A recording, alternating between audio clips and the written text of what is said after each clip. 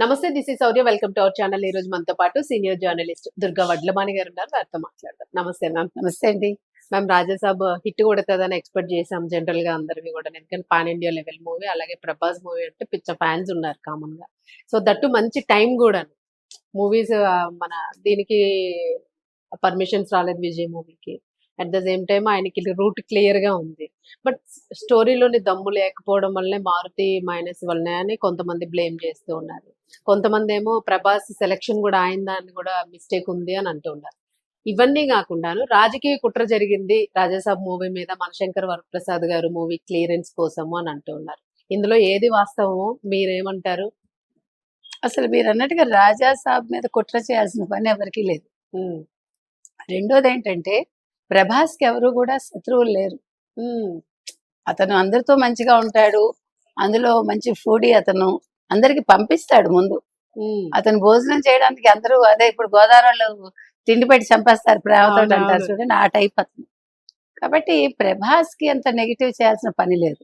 ఇంకొకటి మనశంకర ప్రసాద్ గారు కూడా సినిమాది హిట్ అవుతుంది ఎలాగా, అతన్ని సినిమా కోసం చిరంజీవి గారి సినిమా కోసం దీన్ని ఆపాల్సిన పని లేదు.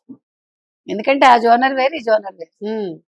ఇది మారుతి, అది వచ్చి అతను ఎవరు, అనిల్ రావిపూడి. ప్లస్ చిరంజీవి గారు ఇది నొక్కేసి తను ఏదో పైకి రావాల్సిన పని ఇప్పుడు కొత్తగా లేదు. స్టార్టింగ్ ఏం కాదు కదా, ఈజ్ నాట్ యంగ్. కాబట్టి నా ఉద్దేశం ఏంటంటే మీరు అన్నట్టుగా కథలో బలం లేకపోతే అంతే తప్ప నాకు వేరే కారణమే కనిపించలేదు.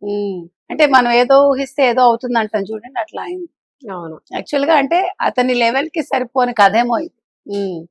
మీరు కథ చూసారు, అసలు ఎక్కడైనా అర్థం ఉందా? అవును, సీరియల్ కన్నా దారుణంగా. సీరియల్ ఒకటే కాదు, మీకు మామూలు చిన్న చిన్న పిల్లల ఫ్యాంటసీలు ఉంటాయి, ఆ ఫ్యాంటసీల కంటే కన్నా కష్టంగా ఉంది. ఇంకా చందమామ కథలు తీస్తే అందంగా వస్తుందండి. చందమామ కథల్లో మీకు మంచి మంచి ఏమంటారు సీరియల్స్ వచ్చేవి. ఈ దాన్ని ఏమంటారు, జానపదం అన్ని కలిపి. అలాంటిది ఇదేంటో అటు జానపదము కాదు, ఇటు చారిత్రకము కాదు, అటు సోషల్ ఫ్యాంటసీ కాదు, ఏంటో అర్థం పర్థం లేదు. ఈవిడ కలగండం ఏంటి, ఆయన వీళ్ళని చంపాలనుకోవటం ఏంటి, ఆయన అక్కడ తీసుకెళ్ళటం ఏంటి, ఏంటో అసలు ప్రభాస్ ఎలా ఒప్పుకున్నారు, అసలు ఏ మైండ్ సెట్ తో ఒప్పుకున్నారు ఆయన అనేది మనకు అర్థం కావట్లేదు. ఆలోచించాల్సిన అంశం. ఇక్కడ రాజకీయ కుట్ర అన్నారు మీరు. రాజకీయాలు ఎవడు చేస్తాడు, ఎందుకు చేస్తాడండి? ఇప్పుడు చిరంజీవిని ప్రత్యేకంగా కూటమి వాళ్ళని ఎత్తిన పెట్టుకోవాల్సిన పని లేదు. అలాగని కూటమి వాళ్ళు ప్రభాస్ని తొక్కేయాల్సిన పని లేదు. వాళ్ళకి అందరూ ఈక్వలే. అసలు సినిమా ఇండస్ట్రీ ఆంధ్రాలోనే లేదు గట్టిగా మాట్లాడితే. ఆ రకంగా చూసుకుంటే ఇక్కడ తెలంగాణ వాళ్ళు తొక్కాలి. ఎవడు తొక్కుతాడు, ఎందుకు తొక్కుతాడు? రేవంత్ రెడ్డికి పని పాటు లేదు. ఇంకా ఆంధ్ర వాళ్ళే కదా వెంటనే అనుమతిస్తారు ఏదైనా టికెట్లు పెంచుకోవడానికి. ఇక్కడ అనుమతి కూడా లేట్ గా వచ్చిందిగా.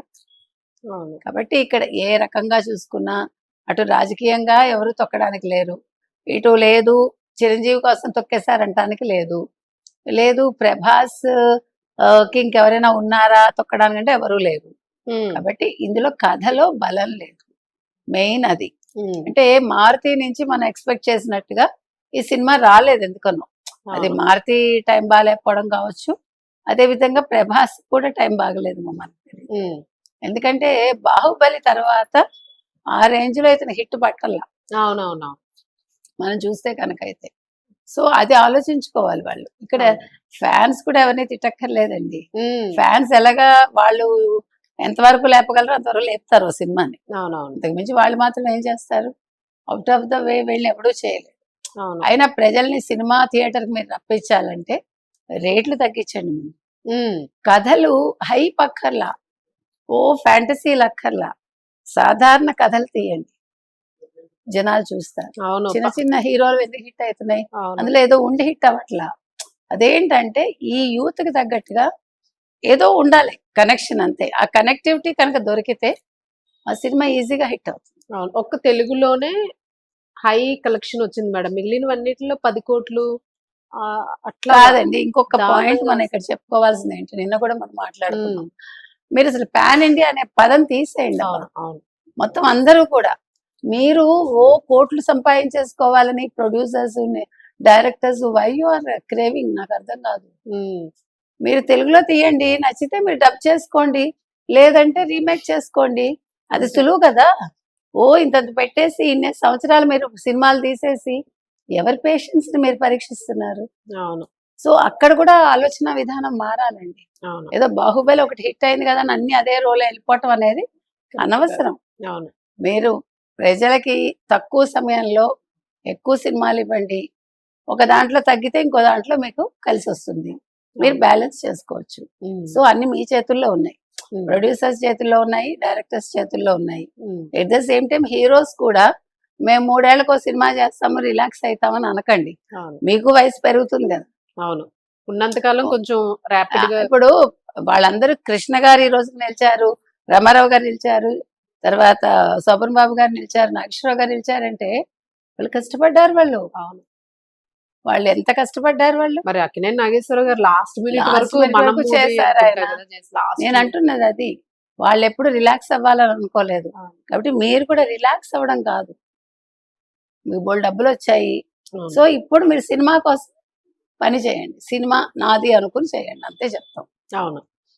మ్యామ్ అలాగే అంటే మారుతి అప్ స్కాండ్ లో ఉన్నారు అని ఒకటి అంటూ ఉన్నారు. సో అది ఎంతవరకు ఎక్కడికి వెళ్తాడండి? కొన్ని రోజులు పాప ఇబ్బంది పడి ఉంటాడు. పెద్ద హీరో కదా, అతను చాలా ఎక్స్పెక్టేషన్స్ తో ఈ సినిమా రిలీజ్ చేస్తుంటారు. అది కొంచెం ఫీల్ ఉండొచ్చు. కొన్ని రోజులు పోయాక బయటకు వస్తాడు ఆయన. ఎక్కడికి అప్స్కాండ్ అవుతాడు? ఆన్సర్ ఇచ్చుకోవాలి కదా, సమస్య అది. అవును.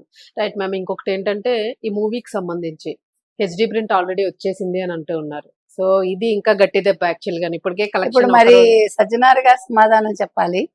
ఎందుకంటే ఐబొమ్మ రవిని పట్టుకున్నారు మీరు. మరి ప్రొడ్యూసర్స్ కి 3,000 కోట్లు వెనక్కి ఇప్పించేశారా అతని అకౌంట్ లోంచి? ఇప్పుడు సజ్జనార్ గారిని మనం మరి అన్వేషణ కూడా ప్రశ్నిస్తాం మనం. అవును. అన్వేష్ మీద కేసు పెట్టినప్పుడు మరి సజ్జనార్ గారు అన్వేష్ విషయంలో ఏం చేస్తున్నారు? అందులో హిందువుల మనోభావాలు దెబ్బతినేలా మాట్లాడాడు. సో అది ఇంకా పెద్ద విషయంగా. ఇక్కడ సినిమా ప్రొడ్యూసర్స్ నష్టపోయారని మీరు ఐబొమ్మ రవిని పట్టుకున్నారు. అలాగే అన్వేషణ కూడా పట్టుకోండి. ఇంకొకటి ఏంటంటే ఇప్పుడు మరి హెచ్డి ప్రింట్ ఎలా బయటకు వచ్చింది? అదే కదా. మరి దీని మీద మీరు విచారణ చేయండి. లోపం ఎక్కడ ఉంది? ఒకటి వేళతో పెకిలించామన్నారు, కానీ ఇంకా చిన్న వేర్లు ఉండిపోయాయా? ఆ వేరెవరు అనేది మీరు ప్రజలకు చెప్పాలి. అవును. ఎందుకంటే ప్రజలు కోరుకున్నది అది. ప్రజలు కోరుకున్న దాన్ని ఎవరు ఫుల్ఫిల్ చేస్తున్నారు? సినిమా ఒక రకంగా అంటే హిట్ కాకపోవటానికి అది కూడా రీజనా?